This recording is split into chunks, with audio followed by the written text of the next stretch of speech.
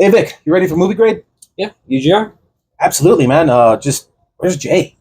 I don't know. I messaged him while ago. Yeah, I mean, I gave him a call earlier and he didn't answer. But I mean, it's getting kind of late. It is. Should we do the thing? He said never to do that, but desperate times call for desperate measures. I agree, man. All right, here goes. Anderson. Anderson. Anderson.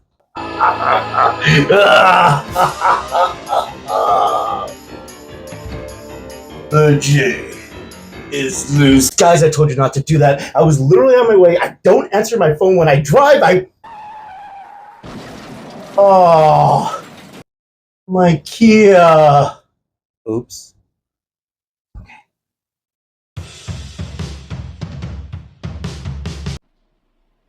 Hello, thank you for joining us. This is Movie Great. I'm your host, J.R. Alba. I'm joined here today with Jay Anderson.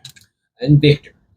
All right, so this month we actually got the chance to watch Beetlejuice. Personally, it's been a long time since the juice was loose. Luckily, this really was a movie that took quite some time to be in the making to actually happen. I mean, I'm a huge fan of the very first movie, so the fact that we got a chance to bring all the characters back to life, get this movie, give it fresh eyes, especially maybe for new audiences, because it's one of those things that me personally, I just always notice that a lot of times there's a lot of remakes and stuff that goes on,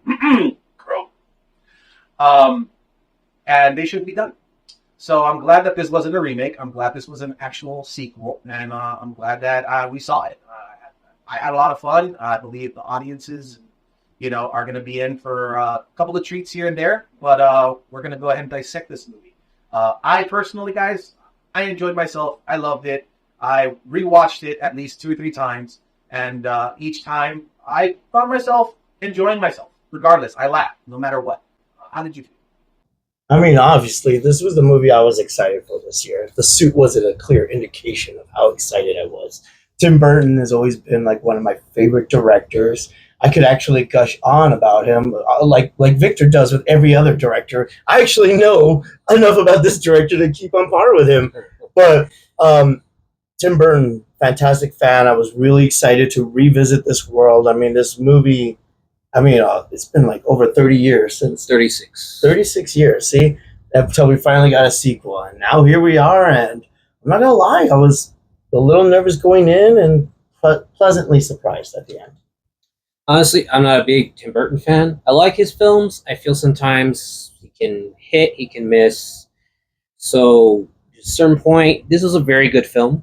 I don't remember... My memories of Beetlejuice are more from the animated show, more so than the actual first movie.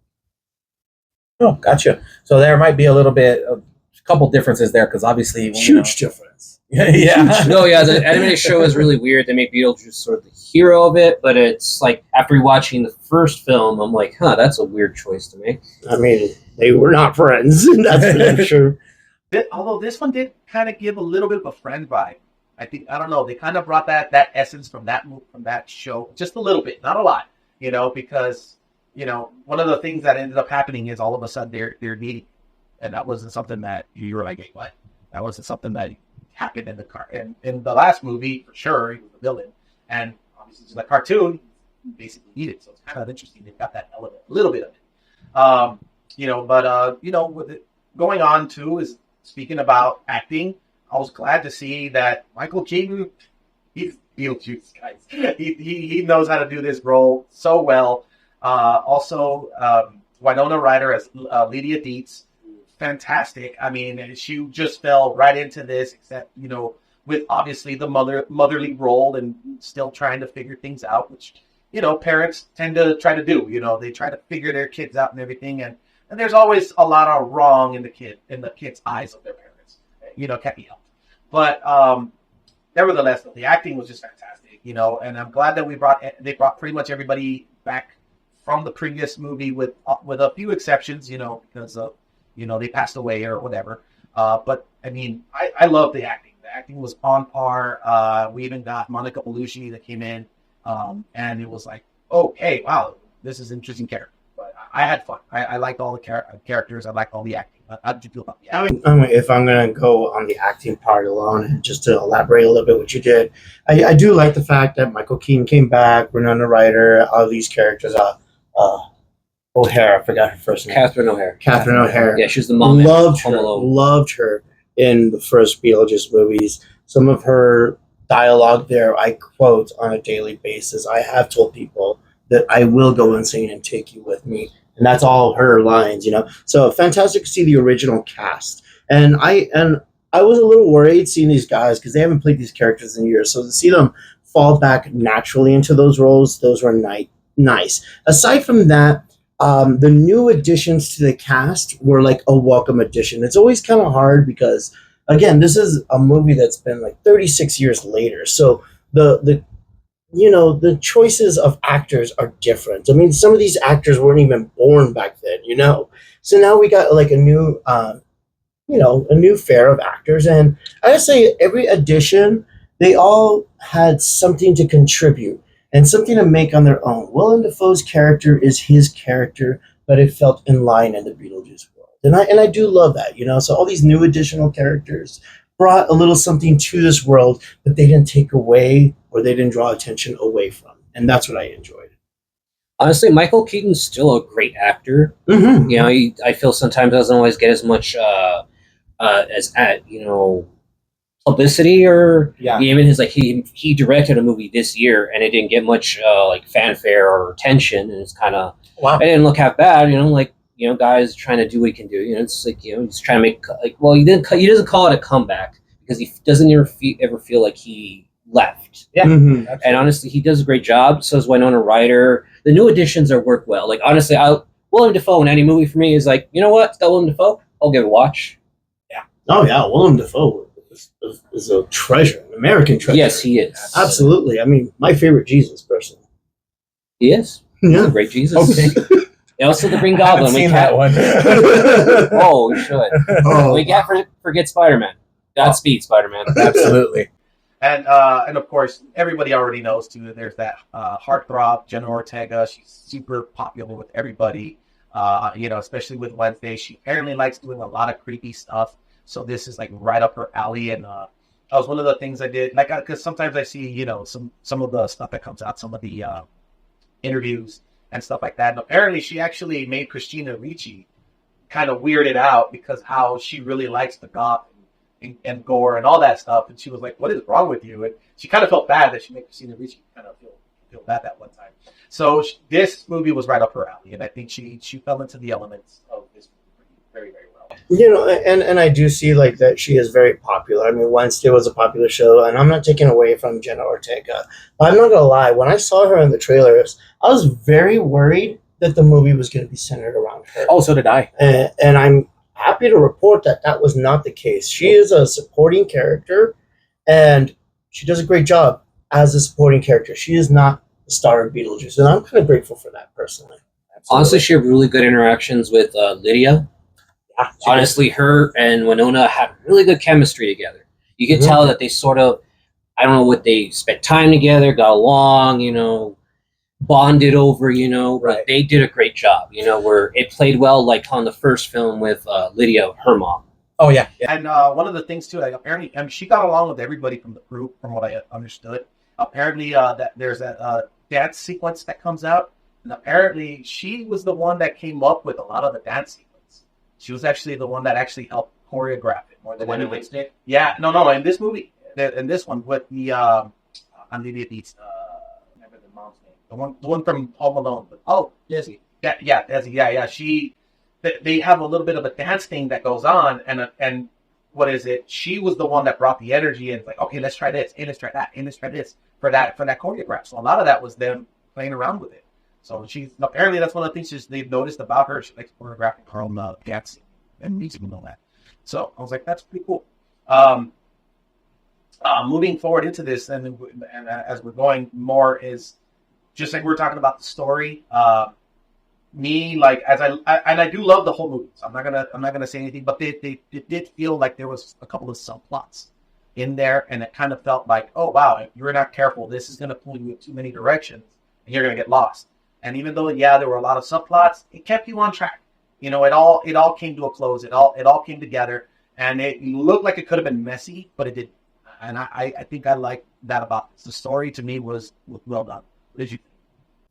Well, okay. So going into story elements, I mean, I'm glad that we're talking about this because this is something that me and Victor had discussed on the side. For you guys who don't know, me and Victor are actually really close friends, so we meet on a like almost weekly basis and talk shit about everything and everyone. So, and basically, we came to the conclusion that as far as the story structure, all the subplots and stuff, I don't think that was the issue with me because a good story, a well-rounded story, can make an A plot, B plot, and C plot and have them all connect. And that's what this movie did. I think the problem with this movie, as far as the writing aspect, is it suffers from a huge villain problem.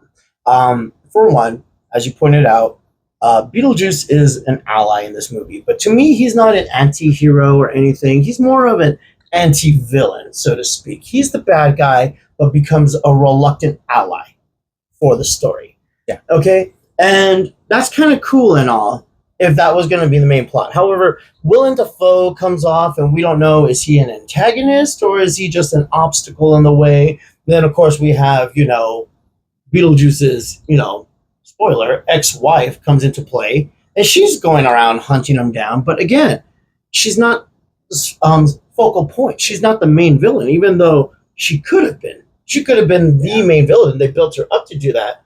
But she had like maybe one or two intimidating scenes, and I literally can't remember her saying anything. I think she may have had one scene with dialogue, and I think that's it.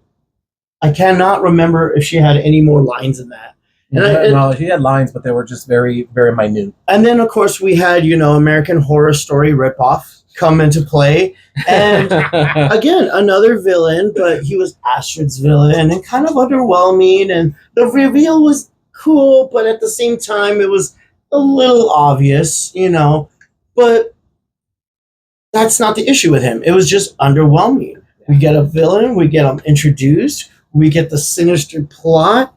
That's it. We're done. Let's solve this issue quickly. So I think for me, is like it wasn't so much a story structure problem, but a villain problem. It had too many villains and not an actual threat, not a main villain, more like obstacles. So it felt a little anticlimactic to you? No, not at all. If anything, it felt more like these villains were levels in a video game. They were just obstacles to get in the way to finish the plot. And to me, a villain should never be an obstacle. It should never be an obstacle. It should be a foil and something that can bring out the heroism in the hero or make the hero discover raises something. The stakes. Exactly. Raises the stakes, if you will. Thank you. I was having a hard time word for a second. But yeah, I think that was my issue. None of these guys gave me that sense of dread. There was nothing on the line here. They were just obstacles to get in the way. Gotcha. I do agree there are some subplots that don't really go far, where it is interesting, where you have some of these characters, you introduce these situations, but none of the situations sort of meet up by the end. Because I'm more used to seeing like subplots in like certain TV shows like King of the Hill. They'll have an A plot and a B plot, and eventually the B plot finds its way to the A plot. Yeah. And I'm more used to that. And even thinking from a writer's perspective, that's how I kind of work. I go, how does the B plot, how does everything else not in the like, central point of the story, how does everything else kind of connect? And if you can't really find a way to meet all that, your story is kind of a mess. It can kind of work in certain episodes. Like for example, King of the Hill has some episodes where B plot never meets with the A plot. And I know it's a TV show, but still you have an A plot and a B plot there. Yeah. But it does feel disjointed when it doesn't connect. And honestly, yeah, with American Horror Story Light, RPG, I don't know how it would work. American Horror is very mature rated. Yeah. Mm-hmm. He felt like a very good subplot versus the wife subplot feeling very hollow and empty, where it was a vague premise of a threat, but not living up to much beyond a cool series of minor spoilers flashbacks that were very fun. It's funny that you say that too, because I know there was one character, and mild spoiler, Danny DeVito comes out in this, and I wanted to see more of him. I was one of those. I was like, man, they kind of swept that one under the rug a little too quick. But I don't know. I guess maybe that was just to add emphasis to the story. But I think he's just in every Burton film because he was The Penguin. that also in Dumbo. They had him have a minor role. And then He was a ringleader. That was not a minor role. I didn't see Dumbo. To be honest, I saw Dumbo. It was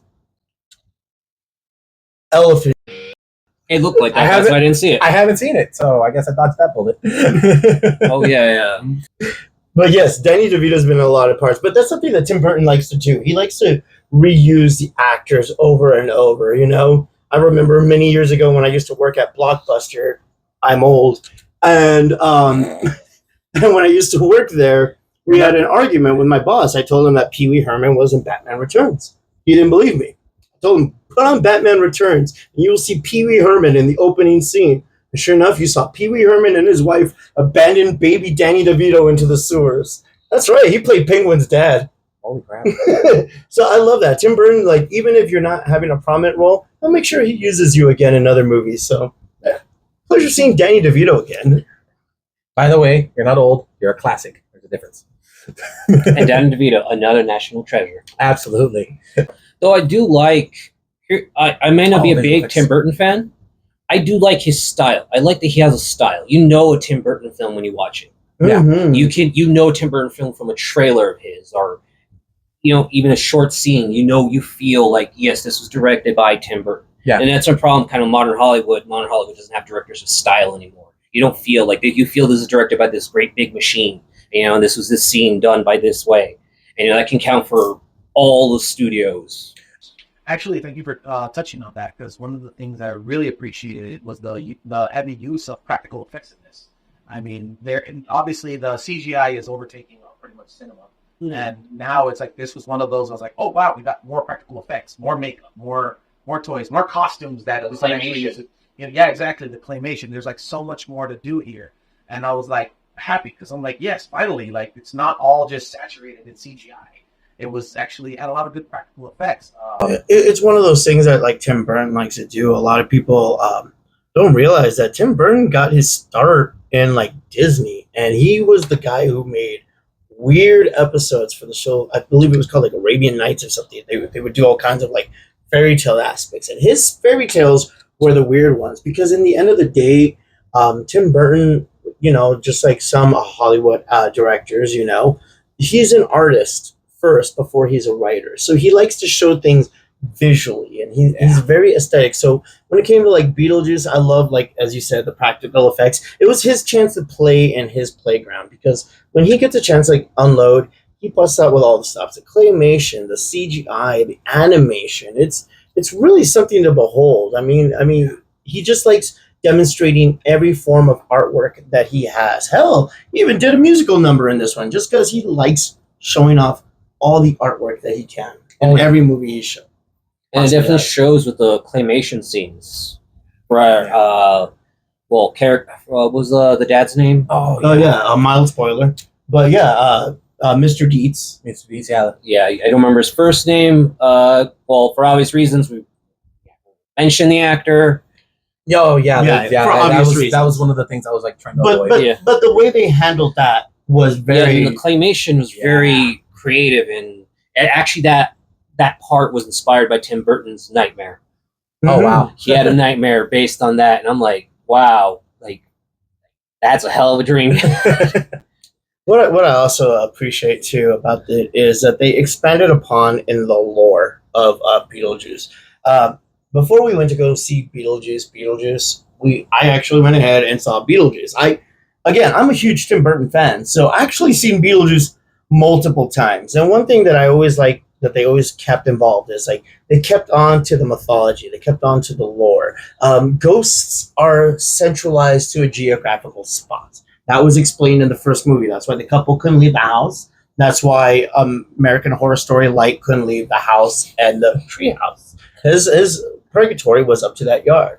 The fact that they were switching souls over, that was explained briefly in the first book. Oh yeah, you can like bring the dead back to life, but it's a dangerous ritual. The one that Odo did was to make an undead zombie, and that was also explained in the book. And I love those little details where he just added to the mythology, and he kept it there. You could tell that in the afterlife, you can still get jobs, but if you work in the civil department, like like the Department of the Dead, where the people like help you like get registered and stuff. All of those people took their lives. That's why they're stuck in servitude. Yeah. And you'll notice that the people who worked in those departments have self-inflicted wounds, like nooses and cuts on their wrists and stuff like that. So I like how they kept the mythology. They still remembered, and they expanded upon it a little bit more. That only leads me to question one of those characters, because what are you doing with a tablet going right through your neck? I mean, was that self-inflicted?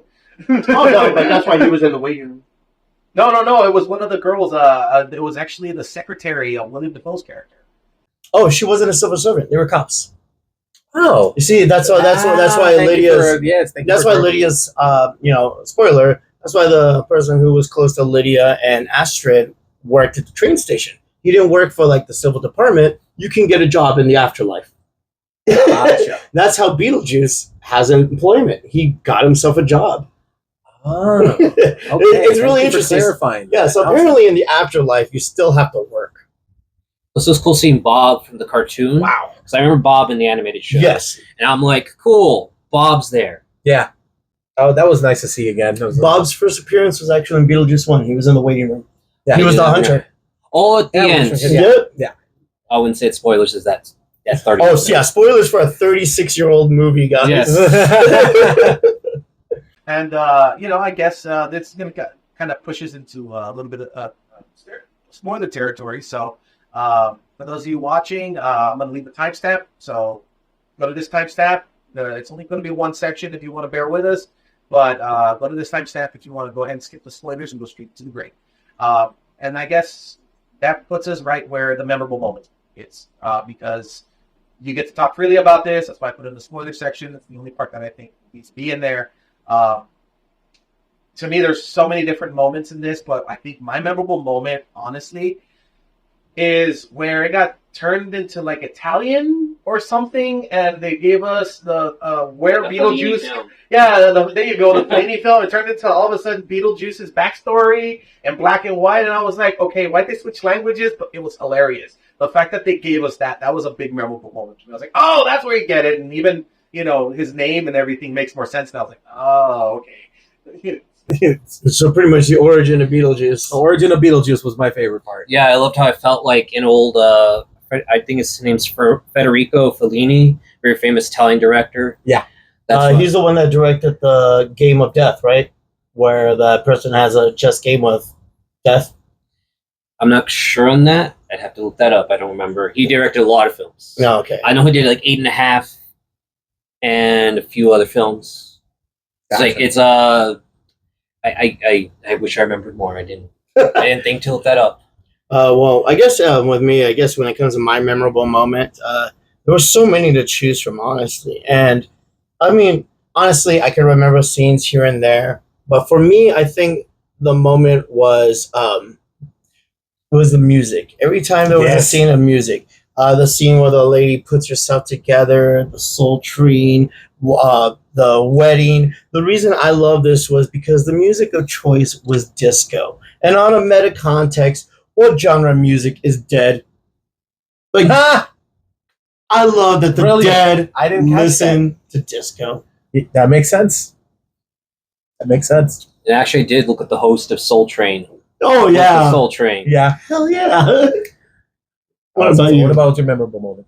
Honestly, I'd say a moment where I think it's part of Astrid's story where I guess moments in her story where she met Jeremy, American Horror Story Light, where they talk and bond over a book on crime and punishment. Oh yeah, I forget who the writer is, but I remember that, and also the moment where she realizes a certain thing about him that's a little bit off, where he's a ghost. Yeah, and it's sort of, it was like a neat romantic moment. Then it was like, oh, this is not such a sweet romantic moment. Oh yeah. Mm-hmm. Yeah, unfortunately, I caught on to the ghosting almost immediately. And I remember we were watching it. I was even like, I spoiled it. I told you my opinion, and then it happened, and I was like, oh, damn, I was right. So, but yeah, either way, no, it was still a fun movie. It was really good. All right, guys, I guess that brings us to the break. Unless you guys have anything else you need to add. or anything that you we missed out on? Not at the moment. I can't think of anything else. I feel like I've talked about everything I wanted to. I'm ready to grade this. All right. All right. Okay, so I guess let's go ahead and get to that grade. What grade do you give this, Jake? I mean, honestly, Beetlejuice is a piece of my heart. Tim Burton has a huge chunk of my love. Huge chunk of my love. So I know I'm biased. I know I am. Yeah. So take my grade with a grain of salt. The guy with the Beetlejuice jacket is actually going to give it a high grade. Who would have thought? But that being said, I got to be honest with myself, and this movie doesn't deserve an A. It doesn't. It has a lot of flaws to give it an A. So I'm giving it a B minus. As I stated before, just because it has a minus of the doesn't mean it's a bad movie. I see myself watching this movie over and over. But for me, it's a B minus. Interesting. I'd give it a B, and it's not out of like I know have a bi- I know I said I'm not a huge Tim Burton fan. I do love half his work. I just don't think he can adapt certain materials correctly or as they should. But certain times when he has his own work, that's where he does best when he's working within his own world. But even this one, there's all too many flaws to praise it too highly. But it still is entertaining. I could rewatch this. I would find this like in a double watch with the first Beetlejuice. Mm-hmm. So I'd give it like a B. Looking at all your points and everything, and to me, honestly, this feels like a high grade. But I do see some of the little flaws and everything like that. But I also grew up with this movie, and to me, it's been I mean, the first movie I grew up with, and this was one of those where I think they played their cards right in waiting this long to get it done and everything. But yeah, there are some flaws, and I'm gonna have to go ahead. But I'm sorry. I'm like you. I'm gonna watch it. I've already watched it several times. I'm gonna watch it a couple more, and I think you all should watch it. And so I'm gonna go ahead and just give it an A minus. Oh wow! So I'm gonna go up there in A territory, and the only minus is because there's a lot going around, and there was a couple things that, like you said, there was a couple things I was like, man, this needed to have a little bit more. That just that missing that extra spice to give it that Connect some of those other subplots to the main plot. Yeah, I needed a little bit more of a kick. Even if you make it like a weird spiral, Yeah. Just have it connect in a weird Yeah. Burton-esque way. So Because he can do that. He's done that with Yeah. some other films, so it's just I just know it's a fun movie. So It if I look at it with fresh eyes, it's a fun movie. You're gonna enjoy yourself. So I'm gonna give it straight up an A minus. I guess we can deliberate a little bit. We got a B minus, B, and an A minus. Why don't we just rub this off into a solid B? B for Beetlejuice. B for Beetlejuice. All right. Solid B for Beetlejuice, guys. All right. Well, thank you guys for your grades, and thank you guys for being here as always. And just in case if you did not get my what I put on. Obviously, I put this on Facebook and as many social medias as I possibly can. But we're only going to be doing this once a month, or at least for the big movies. We all got busy schedules, but we want to continue to do this. So please, keep us in mind regardless. And please, with that being said, follow us on all social media. Make sure on YouTube, go ahead and like, subscribe, share on the comment box with Beetlejuice. Should we make them do it 3 times? no, just in case. Just in case, yeah. Just We don't in want to case. summon the guy. All right. So there's no problems. Comment box, put Beetlejuice. Please, guys, follow us everywhere. And one more thing, too, is hopefully I'll have a website up and running for us, too, because the YouTube algorithm has not been very fair to us. So with that said, thank you very much for being here, guys. And once again, I am your host, J.R. Alba, voice actor. And I'm here today with Jay Anderson, manager and once a commentator at PWL. You can find me at PWL, all social media, Pro Wrestling Legacy. I'm Victor from Modern Myth Comics. Also, there's a Instagram and a YouTube for it, though there may not be much content yet. We're working on it, I assure you. Thank you guys for being here, and thank you once again for joining us.